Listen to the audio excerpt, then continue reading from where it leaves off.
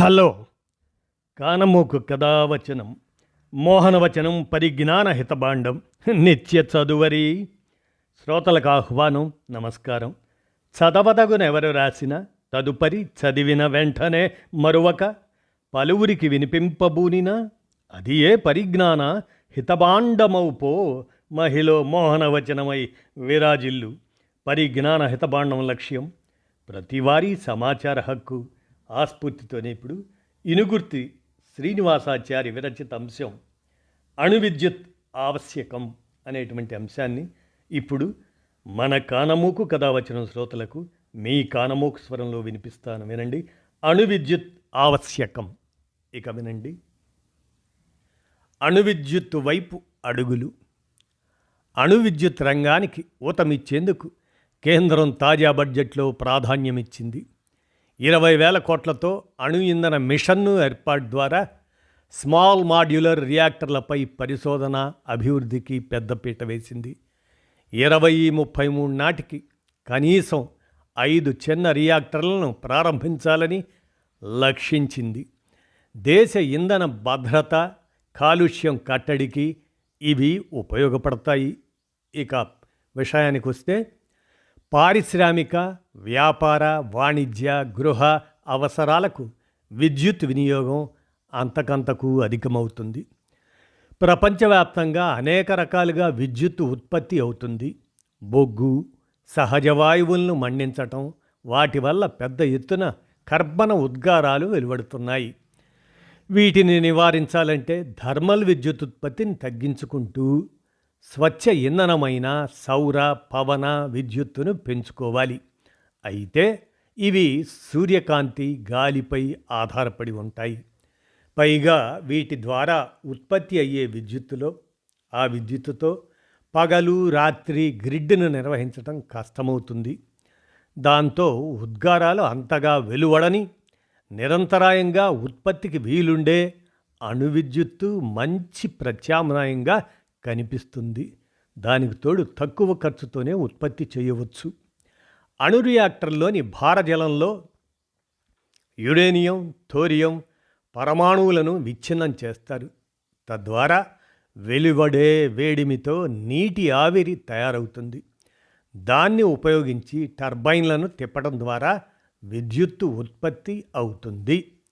దేశీయంగా అణు విద్యుత్తు ఉత్పత్తికి అవసరమైన యురేనియం, థోరియం నిల్వలు కేరళ, తమిళనాడు తీర ప్రాంతాల్లో ఉన్నాయి. ప్రపంచవ్యాప్తంగానూ అనేక చోట్ల విరివిగా లభ్యమవుతున్నాయి. పైగా ఒక సూట్ కేస్ పరిమాణంలో వాటిని తీసుకెళ్తే ఒకరోజు విద్యుత్ ఉత్పత్తికి సరిపోతుంది. అదే థర్మల్ కేంద్రాలైతే 50 రైల్వే వ్యాగన్ల బొగ్గు కావాలి. థర్మల్ కేంద్రాలతో పోలిస్తే అణు విద్యుత్ కేంద్రాల స్థాపనకు 4వ వంతు భూమి సరిపోతుంది. నూతనంగా ఆవిష్కరించబోతున్న చిన్న మాడ్యులర్ రియాక్టర్లకైతే ఫుట్బాల్ గ్రౌండ్ అంత స్థలం చాలు. ఒక యూనిట్ అణు విద్యుత్ ఉత్పత్తికి ₹3 లోపే ఖర్చవుతుంది. పైగా వీటి జీవితకాలం 60 సంవత్సరాల పై మాటే. కొన్ని అణు విద్యుత్ కేంద్రాల్లో హైడ్రోజన్ను ఉత్పత్తి చేయడం ద్వారా అదనపు ప్రయోజనం కూడా పొందవచ్చు.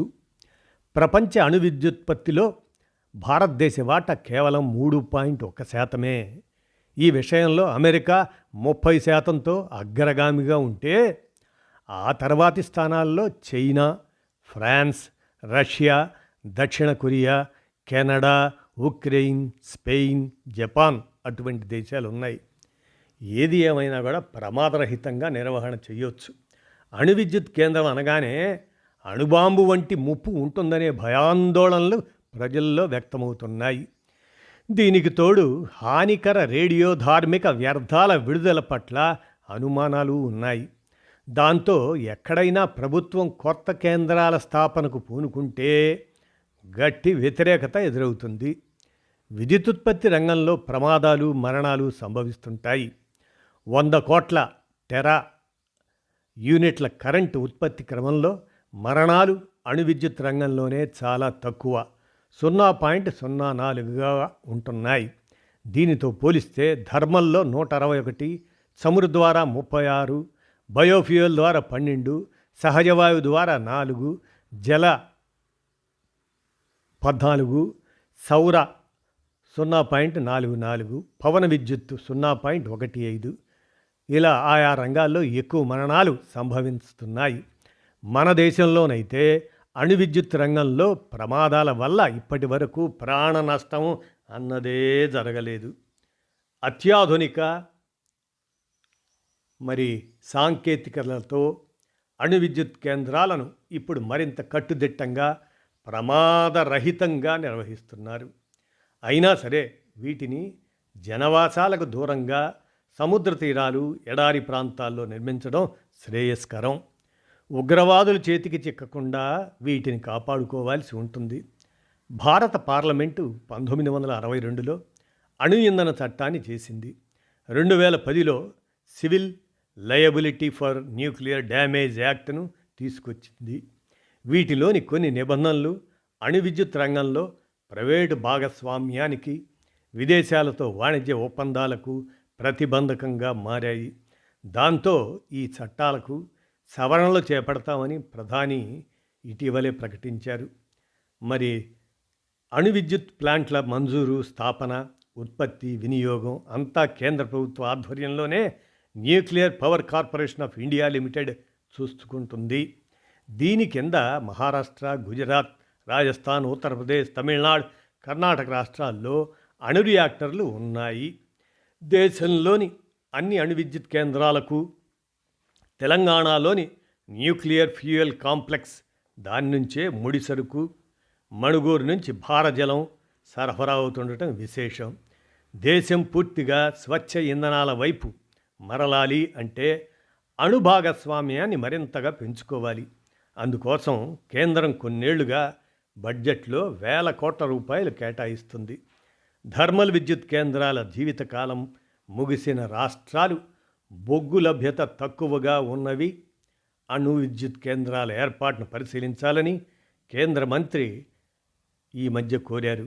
శుద్ధ ఇంధనాలకు ప్రాధాన్యం పెరుగుతున్న నేపథ్యంలో భారత్ అణు విద్యుత్ ఉత్పత్తికి మరింత పెద్ద పీట వేయాల్సిన అవసరం ఉందని అహ్మదాబాద్లోని ఇండియన్ ఇన్స్టిట్యూట్ ఆఫ్ మేనేజ్మెంట్ తాజా పరిశోధన పత్రం సూచించింది.